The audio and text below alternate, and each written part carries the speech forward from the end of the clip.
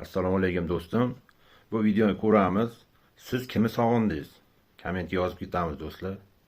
Kimni sog'inasiz? Dadamni. Nima bo'lgan ularga? Vafot etganmi?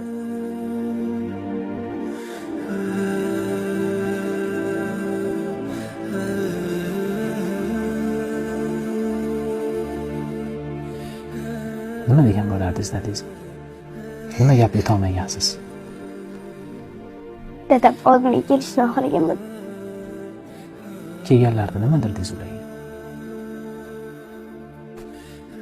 sizni sog'indim degan bo'ladi.